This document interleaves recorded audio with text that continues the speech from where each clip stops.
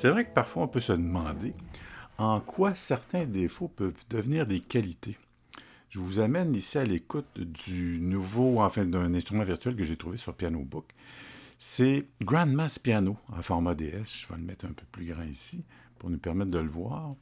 Si je dis ça, c'est que, bon, il y a plusieurs éléments qui appartiennent à cette idée. Donc, au départ, la volonté de créer un instrument virtuel, je vous en parle abondamment, car dans le site Piano Book, on invite les gens, les contributeurs, les futurs contributeurs, finalement, à réfléchir sur la manière de laisser une trace, la manière de laisser votre signature dans la réalisation d'un instrument virtuel. Et j'applaudis tous ceux qui le font parce qu'effectivement, celui-ci, c'est un peu le premier argument, c'est-à-dire que Mel Wood, le réalisateur de cet instrument virtuel qui s'appelle Grandma's Piano, qui effectivement, c'est l'échantillon d'un piano qui a connu bien des années de résonance et qui appartenait à la grand-mère du responsable, donc il a voulu en garder une trace presque éternelle en faisant l'échantillon de cet instrument que l'on retrouve ici sous le clavier. Quand je le joue, hein, vous entendez le timbre d'un vieux piano, finalement.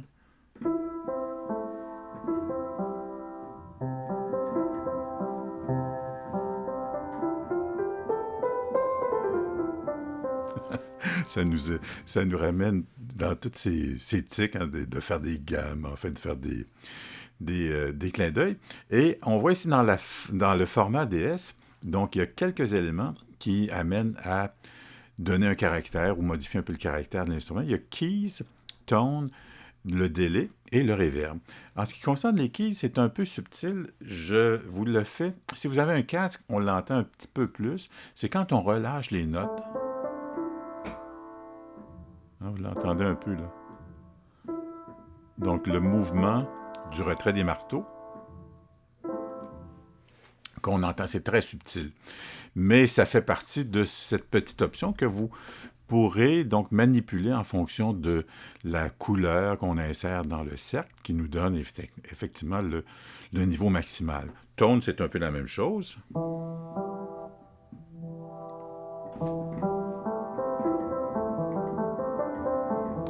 Délai, effectivement, c'est le classique. Alors, le temps de réponse avec le niveau d'injection. Je vais le mettre un peu plus là, tiens. Et je vais enlever le reverb dans l'immédiat.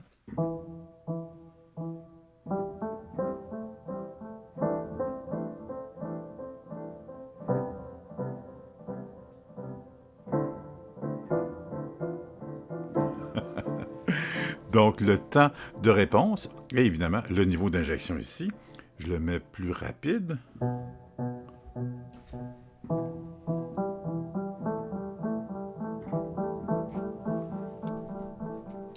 Et on l'aura compris, le reverb, tiens, je vais enlever le délai. Le reverb se retrouve ici avec le format d'écoute et effectivement le niveau d'injection. Je vais le mettre un peu plus prononcé parce qu'il est quand même assez subtil. Pour donner un côté éthéré, donc avec une réverbération exagérée.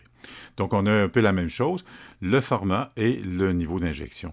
Dans tous les cas, moi, ce que je salue ici, c'est donc l'audace, la volonté d'avoir créé cet instrument pour notre pur plaisir, qui représente effectivement un piano qui a de l'âge, qui a une âme, qui a vraiment une histoire, qui est très personnelle, qui est cachée, mais qui peut-être s'entend dans l'émotion de la manière dont vous aurez à le jouer. Une chose intéressante que je remarquais en le jouant, c'est peut-être la configuration de mon piano ou de mon clavier, mais il est échantillonné à l'octave inférieure. Donc, quand vous jouez sur, ici je suis plein centre, mais on entend vraiment le registre à l'octave inférieure. Donc, au début, ça déstabilise un peu, mais c'est pas, ça fait partie, je pense, de la nature de l'instrument comme tel. Et le Do maximum à mon clavier ici, 88e note, mais vous voyez qu'il manque encore là une octave. Mais le responsable l'a échantillonné, on voit ici dans les petites touches bleues. Donc, Do, Ré, Mi, Fa. Donc, et l'inverse est vrai pour le grave. Ça va jusqu'au Do grave ici. Donc, qui est celui-ci, mais en principe, ça sera jusqu'au La. Donc, c'est pas majeur comme différence. L'important, c'est c'est surtout de garder, d'écouter le thème, la nature même de l'instrument, qui est sa véritable force, d'une certaine façon. Donc, c'est une belle réalisation. Et parfois, par moment, j'aime bien aussi, quand je parlais en guise d'introduction, est-ce que les défauts peuvent devenir des qualités? C'est vrai dans bien des choses, nous les premiers. Mais ce que je remarquais, dans certaines notes, comme vous voyez, le Mi ici est pas tout à fait parfaitement ajusté, mais ça donne un thème intéressant.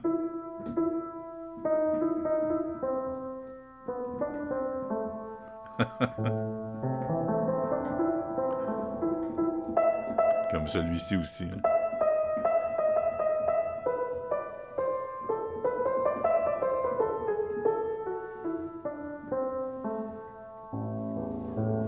Mais c'est peut-être un peu ça qui fait effectivement le charme. Il y a un peu... Vous voyez, ici, on voit que quand on change de référence au niveau de l'échantillonnage, entre le Mi et le Fa, ici jusqu'au Mi, on a un son quand même plus scintillant, et à partir du Fa... Mais c'est, effectivement, comme je le disais tantôt, c'est ce qui fait un peu le caractère, le charme de l'instrument avec ses défauts qui en deviennent des véritables qualités en ce qui concerne cet instrument. C'est une belle découverte qui est tout à fait gratuite, donc proposée par Mel Wood, que vous retrouverez sur le site Piano Book, et qui nous amène encore là à dire, ben, si on regarde autour de nous, là, dans les choses qui nous entourent, est-ce qu'il y aurait des éléments qui pourraient profiter d'une résonance éternelle dans la fabrication, dans le concept, dans la réalisation d'un instrument virtuel? Moi, c'est à ce niveau que je salue le créateur Mel Wood de nous avoir partagé un peu son album de photos de souvenirs de son histoire, qui est personnelle, mais qui, par la magie de l'Internet, arrive chez nous. Donc, merci Piano Book, merci de votre écoute. Et si vous souhaitez vous abonner, vous êtes toujours le bienvenu. Vous pouvez laisser effectivement un message, ça me fait toujours plaisir de lire vos aventures. D'ici là, ben, je vous souhaite une belle découverte et une belle inspiration. À très bientôt.